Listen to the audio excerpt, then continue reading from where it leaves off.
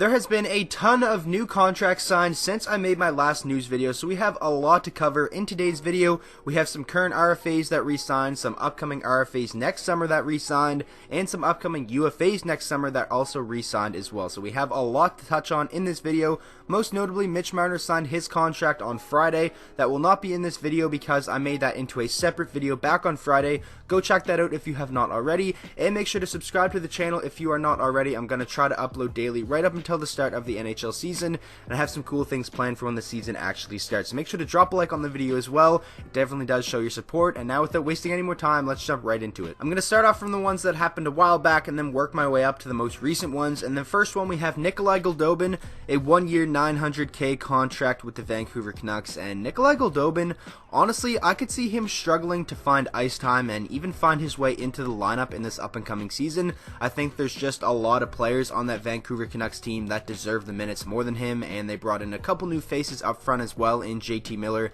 and Michael Furlan. So I honestly wouldn't be surprised if Goldobin is a guy we see as like an extra skater for Vancouver, and maybe even a player that we see them ship out and try to get something in return. Moving along, we have one of the bigger contracts that I'm going to talk about in this video, and that is Clayton Keller signing an 8-year $57.2 million contract with a $7.15 million annual average. And I heard a lot of people saying this is an overpayment. He didn't even have 50 points last year, but I think a lot of that is just like a sophomore slump. We see it happen a lot. Guys have a really good rookie season like Clayton Keller did, and then kind of tail off in their second year, and I'm very confident he can get that point total back up, around the 60 to 70 point range. And in my opinion, this contract could turn out to be a steal. It's an 8-year deal, so the cap is only going to continue to rise. And remember what happened with all the RFAs this summer. I'm sure Arizona wanted to avoid that headache next summer, so they already got him locked up long term, and I definitely think that was a very smart move because he is one of their franchise cornerstones. Moving on now, we have the LA Kings re-signing Adrian Kempe to a 3-year $6 million deal with a $2 million annual average, and I think this is solid. It's basically just a bridge contract for him, and hopefully in these 3 years he can have his breakout season. He's only 23 years old, and to me this is a team that should definitely focus on their youth and make it a focal point in their organization moving forward. So I think it's really good that they got him under contract. They also re-signed Jack Campbell, one I'm not going to touch on in this video because it's kind of a smaller deal, but still, it's good that they got those two young players locked up for a couple years. Next up, we have one of the more minor signings in Riley Sheahan signing a 1-year $900K contract with the Edmonton Oilers, and this is a low-risk move. If it doesn't work out, it's only a 1-year deal and a $900K annual average, so it really doesn't matter if things don't work out. But Edmonton needs winger depth, and I think signing a guy like him should help them. I think he can probably score 10 to 15 goals. The last couple of years for him have been up and down, but you never know. Maybe he comes and plays very well in Edmonton and then gets a new contract next summer. Next up, we have another one of the minor contracts, and that is RFA Brandon Perlini re-signing with the Chicago Blackhawks on a 1-year deal worth $874,125. Now, it's good that they have him under contract for training camp. He's definitely a younger player who still has some offensive upside, and if he plays well this up and coming season, I'm sure he will get another contract extension with the Hawks next summer. Moving along, we have a contract that everybody saw coming, and that is Joe Thornton signing a 1-year $2 million deal with the San Jose Sharks. A good move. It came out and they said they weren't bringing back Patty Marleau. I was kind of upset over that, but then after they said that, I knew they were at least bringing one back, and it had to be Joe Thornton. He still had 50 points last year, and I definitely think he can still help this team in a big way in like a third-line center role and definitely be a very good leader, and hopefully in this 1 year, Joe Thornton gets another good crack at finally winning that first Stanley Cup. Moving along now, one of the bigger name RFA defensemen are off the board, and that is Zach Werenski, who signed a 3-year $15 million deal with the Columbus Blue Jackets. That'll earn him $5 million annually over the next 3 years, and I really think this is a good contract for both sides. Zach Werenski probably got a little bit less than he could have demanded from Columbus, a team that he's probably going to be one of the bigger pieces moving forward, and they have a lot of cap space to give out, but he took a little bit of a pay cut in my assumption, but it is only a short-term deal, and he is going to get paid at the end of these 3 years, and I definitely think Columbus is going to be willing to pay up whatever he wants. He had a 47-point rookie season, 37 points in the 2017-18 season, and then this previous year evened out a little bit at 44 points, but his all-around game wasn't as strong as it was in his first 2 years. So I'm expecting a pretty big year from Zach Werenski, especially now that him, Seth Jones, Pierre-Luc Dubois, they're like the main guys in Columbus now, and maybe they're not going to be a good team, but I definitely think with all those talented young guys, they're going to be fun to watch. Next up, we have Pavel Zacha, an RFA who signed a 3-year, $6.75 million contract with a $2.25 million annual average, and this came right after all the rumors that he was going to go over and sign in the KHL. Ray Shero, GM of the Devils, came out and said he doesn't give an F where Pavel Zacha signs because New Jersey still has his rights, and then right after that he signed Pavel Zacha to this contract.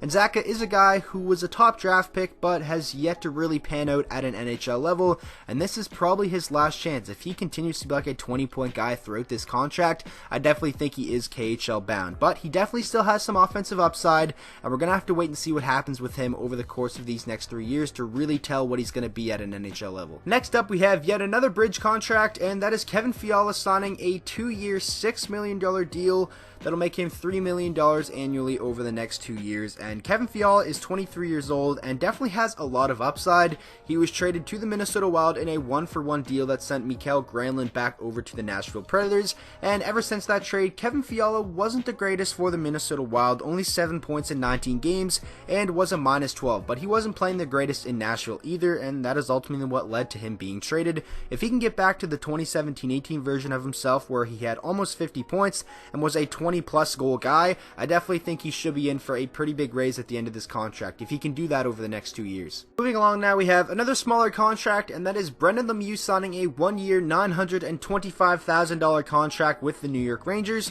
And Brendan Lemieux definitely should thrive with the Rangers. There won't be any pressure on him whatsoever. Probably not too many eyes on him because everyone's going to be focusing on Artemi Panarin, Kaapo Kakko, Vitaly Kravtsov, and all those guys.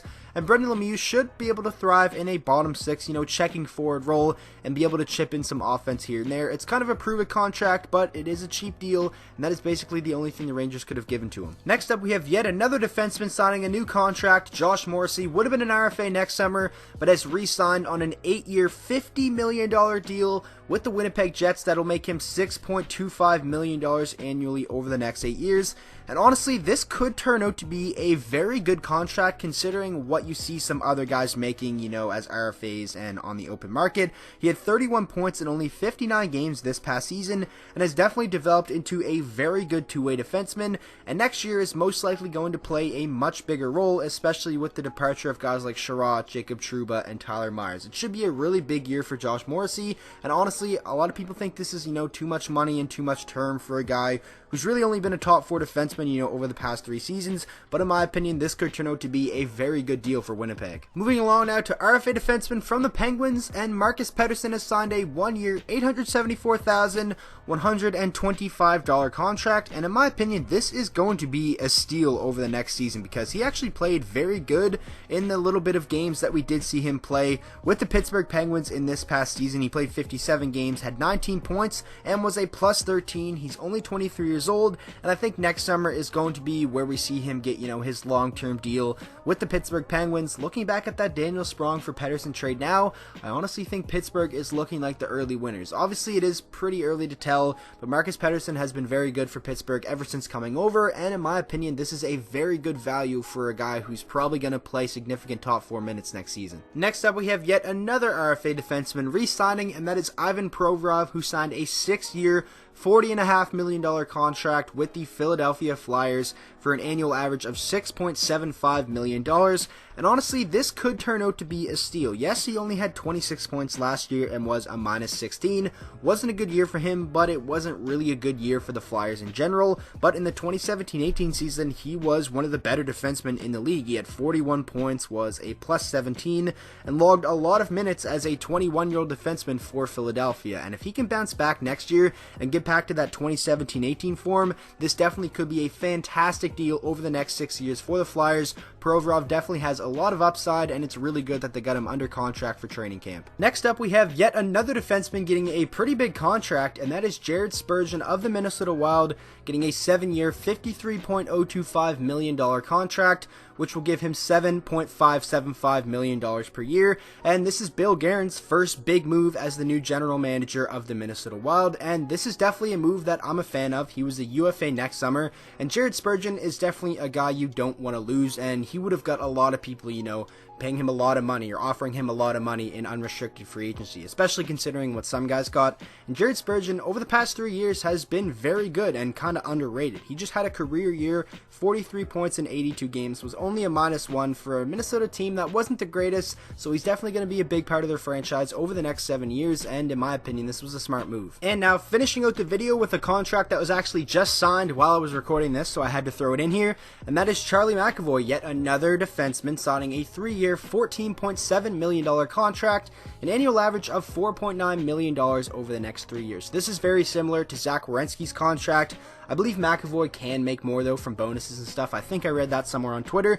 But this is a bargain for the Boston Bruins. A very, very good deal, considering what Charlie McAvoy brings to this team. He's been fantastic over the past 2 years. Hasn't played a full 82-game season just yet, but if he does, I think he can really solidify himself as a top defenseman in the league. And getting that caliber of a player at a $4.9 million cap hit over the next 3 years is very, very good. Like I said with Werenski, he's going to get paid at the end of these 3 years, but, over the course of this contract, it is a steal. So that is going to wrap up today's video, covering a lot of the signings that have happened over the past 2 weeks to week and a half. Make sure to let me know down in the comment section your guys' thoughts on all these signings, and if you have not already, make sure to go subscribe to my gaming channel. The link to that will be in the description. I've been posting NHL 20 videos on there, having a lot of fun doing it, so if that is something you're interested in, go check it out. And thank you guys all so much for watching today's video. If you did enjoy, make sure to drop a like on it and subscribe to the channel for daily NHL content, and I will see you guys all in the next video.